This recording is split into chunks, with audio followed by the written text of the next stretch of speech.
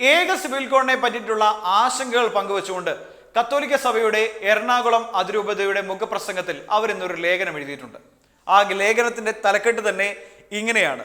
അതായത് ഏകത്വമോ ഏകാധിപത്യമോ എന്നാണ് ആ തലക്കെട്ടിൽ തന്നെ എഴുതിയിരിക്കുന്നത്. അതിൽ പ്രധാനമായും ഈ ഒരു ഏക സിവിൽ കോഡും ഉണ്ടാകുന്ന പ്രശ്നങ്ങളെ പറ്റി കൃത്യമായി സഭ വിലയിരുത്തുന്നുണ്ട്.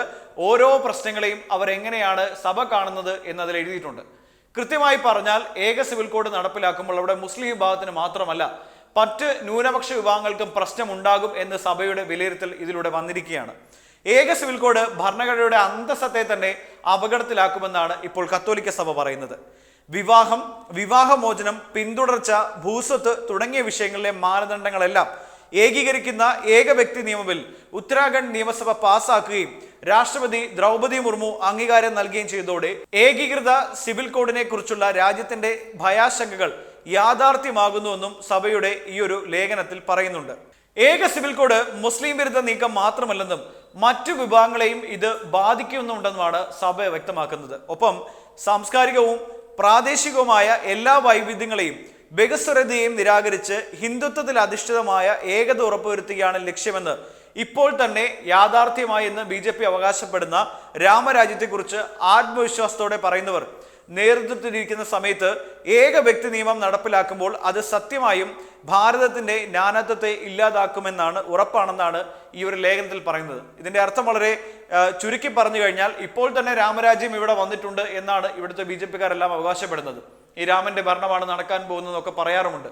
അപ്പോൾ അങ്ങനെ ഒരു ഭൂരിപക്ഷ സമുദായം ഇന്ത്യയിൽ അങ്ങനെ ഒരു നിയമം കൊണ്ടുവരുമ്പോൾ ന്യൂനപക്ഷങ്ങളായ സമുദായം അത് അനുസരിക്കേണ്ടി വരുന്ന കാര്യങ്ങളിലേക്ക് പോകും. അതൊരിക്കലും നമ്മുടെ ഇന്ത്യൻ ഭരണഘടന നമുക്ക് തരുന്ന പല പരിരക്ഷകളിൽ ഒന്നിൽ ഹനിക്കപ്പെടുന്നതാണ് എന്ന കാര്യത്തിൽ സംശയം വേണ്ട.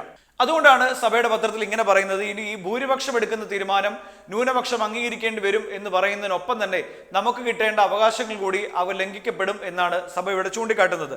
അത് അടുത്ത വരിയിൽ പറയുന്നു, പലപ്പോഴായി പ്രചരിപ്പിക്കുന്നത് പോലെ ഇത് മുസ്ലിം വിരുദ്ധ നീക്കം മാത്രമല്ലെന്നും ഇതിന്റെ പ്രായോഗിക വൈപല്യം നമ്മളെ ബോധ്യപ്പെടുത്തുമെന്നാണ് പറയുന്നത്. ഒരു മുസ്ലിം വിരുദ്ധത മാത്രമായി കാണാൻ കഴിയില്ല.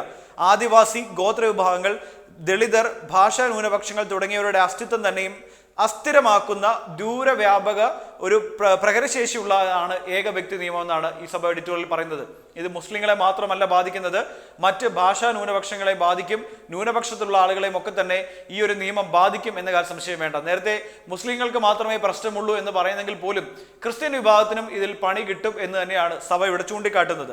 ഏകീകൃത ക്രിമിനൽ ചട്ടമുള്ള രാജ്യത്ത് ഏകീകൃത സിവിൽ കോഡ് എന്തുകൊണ്ട് നിരാകരിക്കണം എന്ന ചോദ്യങ്ങൾക്കും സത്യദീപം കൃത്യമായ മറുപടി പറയുന്നുണ്ട്. ഭരണഘടന നിർമ്മാണ സമിതി ഏകീകൃതമായ ക്രിമിനൽ നിയമങ്ങൾക്കല്ല അനുമതി നൽകിയതെന്നാണ് സത്യദീപം വ്യക്തമാക്കുന്നത്.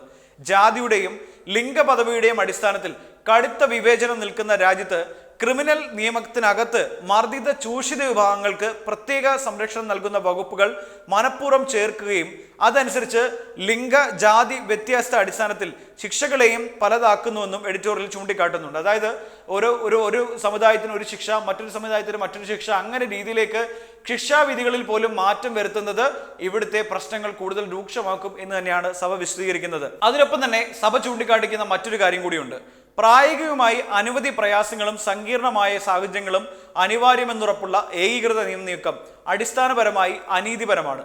സാംസ്കാരിക ഏകീകരണത്തിലൂടെ രാഷ്ട്രീയ ഏകീകരണത്തെ ലക്ഷ്യമാക്കുമ്പോൾ സംഭവിച്ചതാണ് നാസിസവും ഫാസിസവും.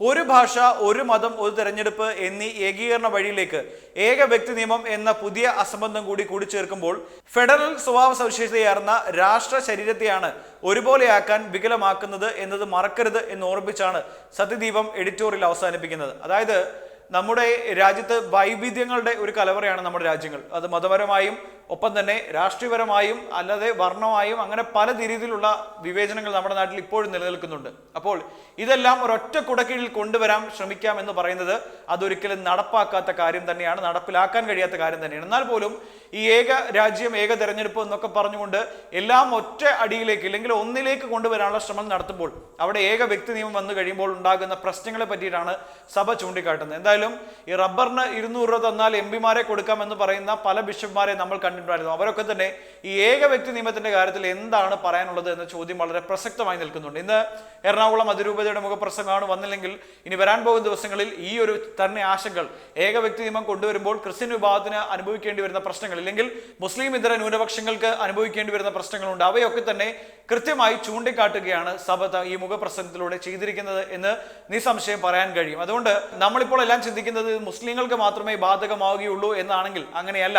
അത് ക്രിസ്ത്യൻ വിഭാഗത്തിനും ഇല്ലെങ്കിൽ മറ്റ് മതന്യൂനപക്ഷ വിഭാഗങ്ങൾക്കും കൃത്യമായി അത് തിരിച്ചടിയാകുമെന്ന് തന്നെയാണ് സഭയുടെ മുഖപ്രസംഗത്തിൽ പറയുന്നത്. എന്തായാലും ഇനി വരുന്ന നാളുകളിൽ കേരളത്തിൽ തന്നെ മറ്റ് സഭകളും ഇതുമായി ബന്ധപ്പെട്ട് അവരുടെ നിലപാട് വ്യക്തമാക്കുമെന്ന കാര്യം സംശയമില്ല. ഏക വ്യക്തി നിയമം നമ്മുടെ നാടിനെ വിഭജിക്കാനുള്ള ഒന്ന് തന്നെയാണെന്നാണ് ഇപ്പോൾ കത്തോലിക്ക സഭ പറഞ്ഞു വെക്കുന്നത്.